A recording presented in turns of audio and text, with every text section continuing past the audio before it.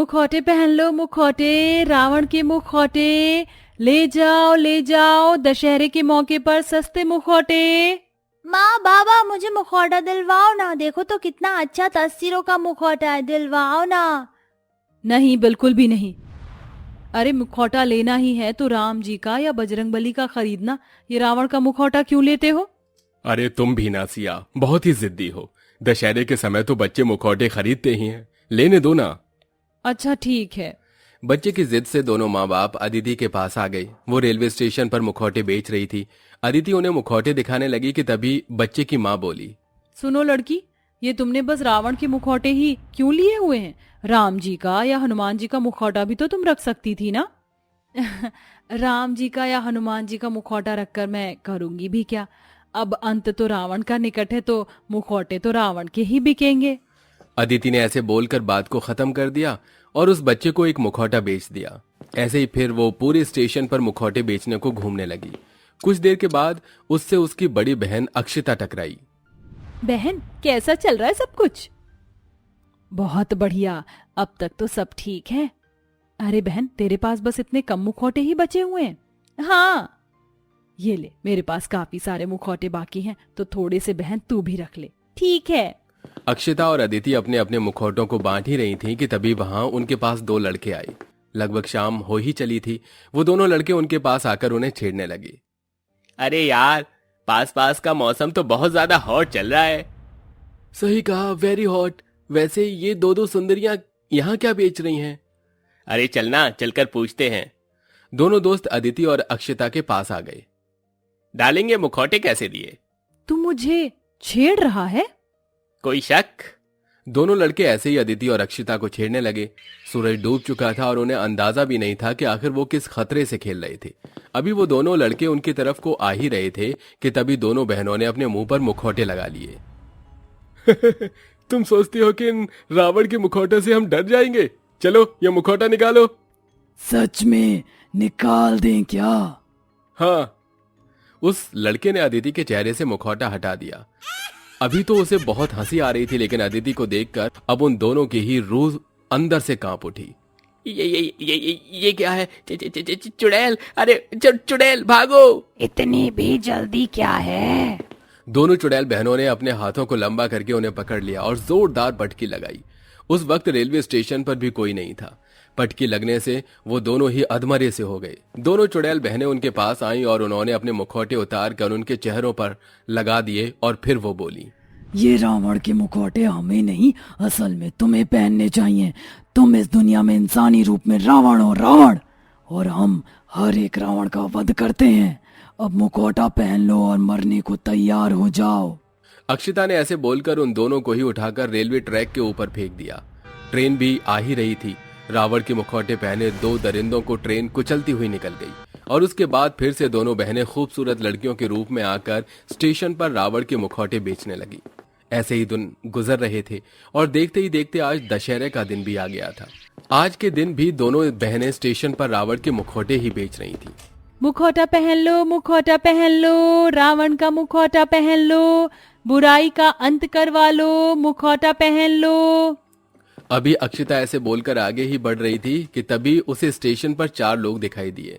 अक्षिता का उन्हें देखते ही खून खौल उठा कि तभी उनमें से एक लड़का अक्षिता के पास आया। अरे ये सुंदरी कहां से आई है? हर तरफ से सुंदर, अद्भुत। अजय और विजय, अगवा कर लो इसको। उस आदमी के दोनों गुंडे जैसे ही अक्षिता की तरफ को बढ़े, पीछे से अदिति ने भी उन्हें देख लिया और अदिति ने अपने मुंह पर मुखौटा पहन लिया। मुखौटा पहनकर अदिति उन गुंडों की तरफ को आई और उन दोनों के गले को पकड़कर बोली, बहुत शौक है ना तुम्हें लड़कियों की जिंदगी से खेलने का? चलो अब बताओ कि कैसा लग रहा है। अरे अरे अरे कौन है ये? अरे छोड़ो इन्हें, कौन है तू? छोड़। अरे वो लड़की कहाँ गई? उस लड़की को छोड़, अब तू अपनी खैर मना। अक्षिता ने ऐसे बोलकर कालू का गला दबाना शुरू कर दिया। दोनों चुड़ैलें रावण के मुखौटे पहनकर उनका राम की तरह वध कर रही थीं। अक्षिता ने गला दबाते दबाते ही कालू का दम निकाल दिया और अदिति ने उन दोनों लड़कों अजय और विजय को मौत के घाट उतार दिया।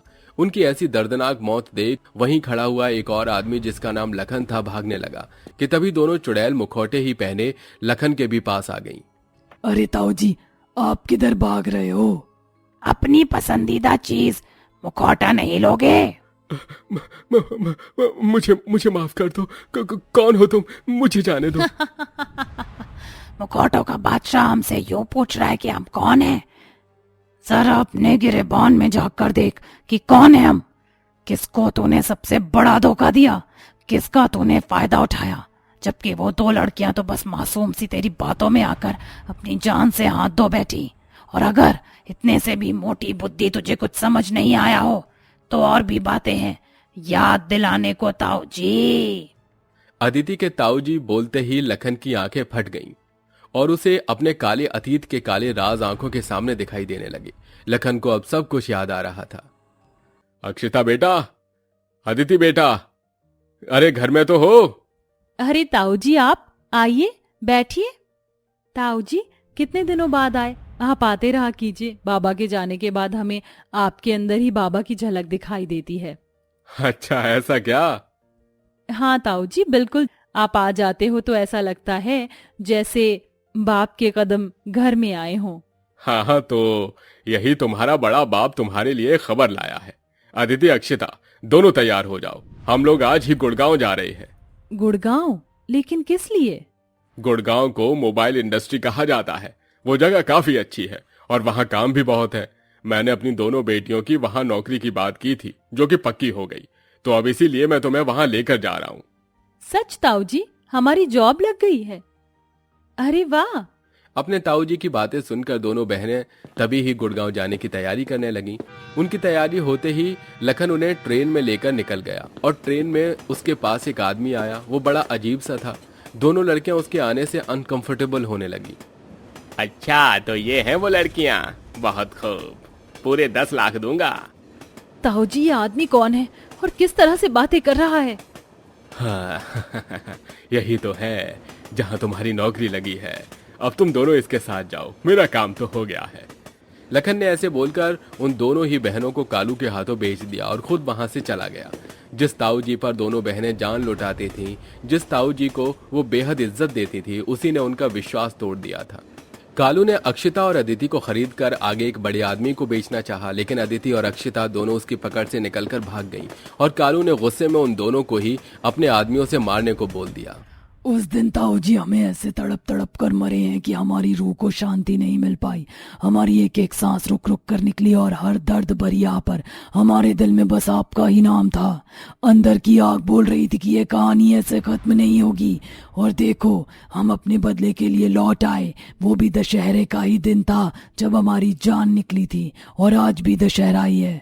चल अक्षिता, साथ मिलकर इस रावण का वध करते हैं। नहीं नहीं नहीं नहीं, मुझे छोड़ दो मुझे। लखन ने बहुत ज्यादा मिन्नतें की, लेकिन दोनों बहनों ने मुखौटा पहनकर उसकी जान ले ली।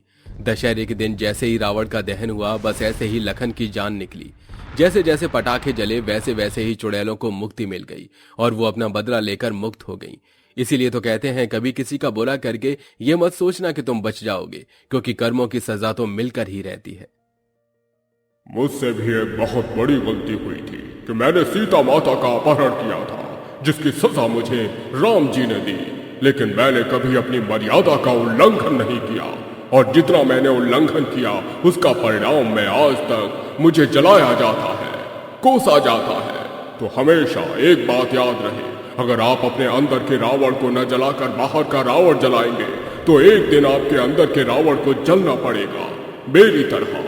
तो जैसा इन दो बच्चियों के साथ हुआ, आप किसी के साथ ना करें, और अपनी माँ बहन के साथ दूसरों की माँ बहन की भी हिफाजत करें। हैप्पी दशहरा।